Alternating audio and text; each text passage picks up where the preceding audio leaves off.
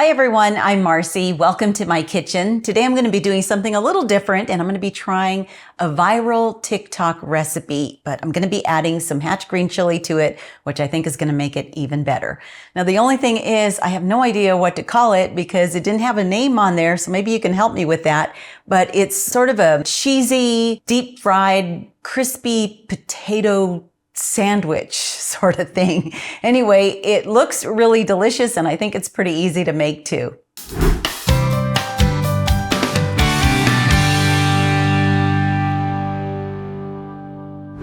People are always telling me that I need to go on TikTok, that it's going to help my channel grow really fast. So some time ago, I actually downloaded the app and I was scrolling through and there was just so much to it. I felt like my brain was going to explode. I ended up deleting the app and just realizing that I don't do this because I want this channel to grow really fast. I like the pace that it's growing because I feel like it's been very organic and I've made a real connection with those of you who are watching. So I just want to say thank you to all of you and welcome all the new subscribers. You really mean a lot to me.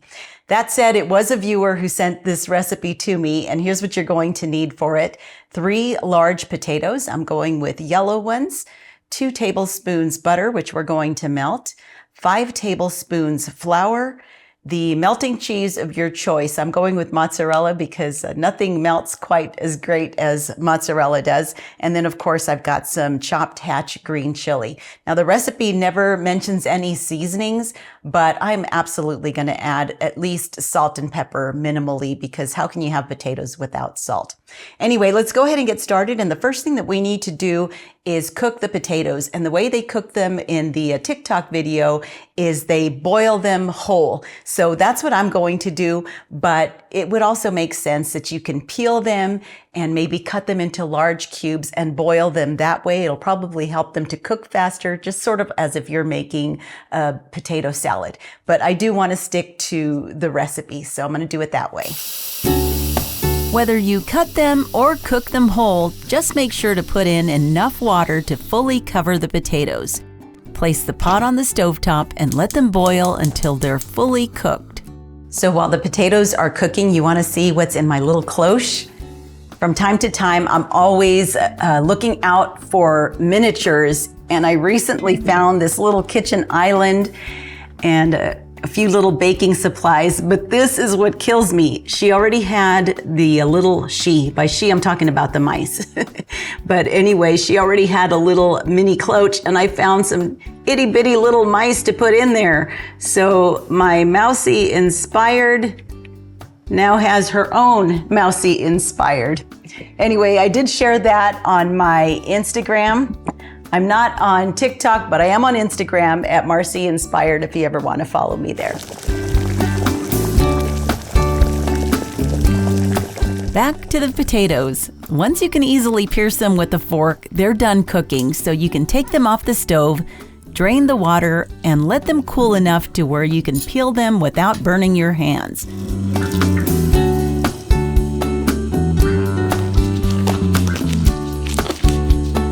I'm using gloves for this part, and the peeling mostly comes right off. The little bits that don't, I just use a knife on them and place the peeled potatoes in a mixing bowl.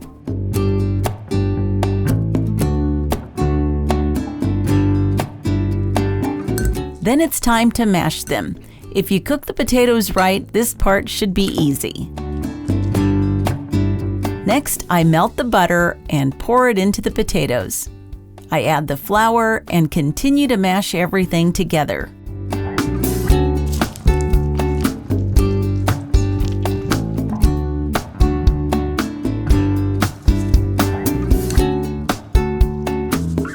I decided to season with salt, pepper, and a little garlic salt.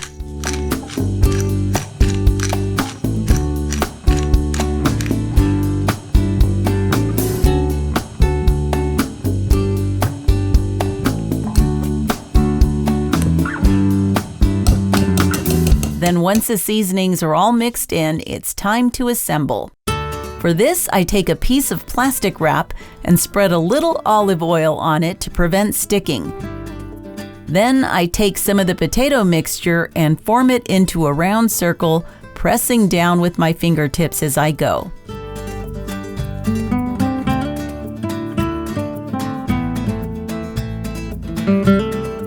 I fill the center with plenty of grated cheese. Then I top with some chopped hatch green chili. Now you use the sides of the plastic wrap to help shape this stuffed potato.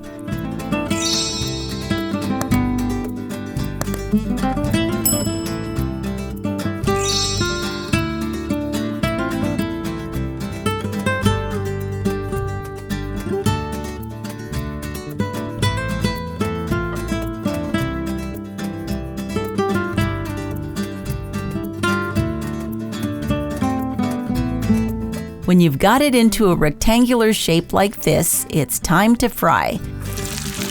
Just be extra careful as you lay it into the hot oil. Once it's golden, flip it over carefully and let the other side cook as well.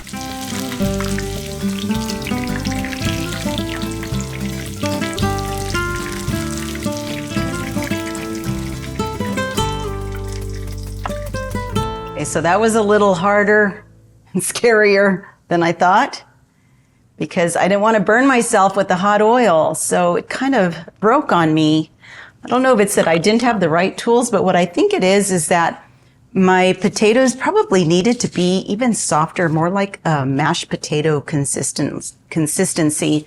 And that would probably help it to hold together a little better. But I'm going to turn this off. And I'm still going to give this a taste, and then I still have plenty of potatoes left, and I'll try it again, and I'm sure it'll get a little better on the second time.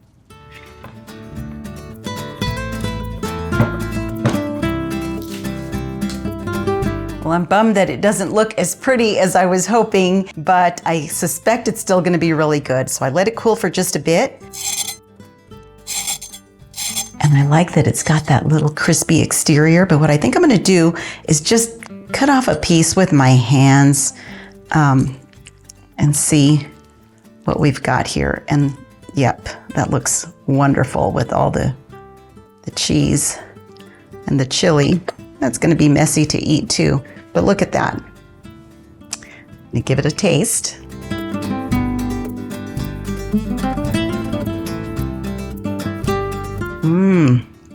It was really delicious. It's like a potato sandwich, but with the wonderful melted cheese, and as suspected, the hatch green chili does make it really great.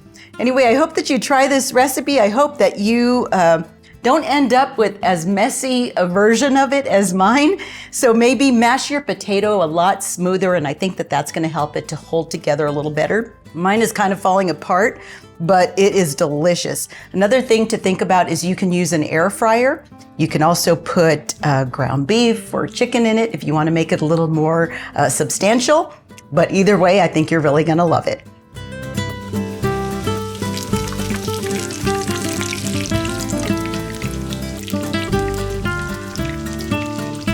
Hey, real quick, my second one did turn out better. Look at that.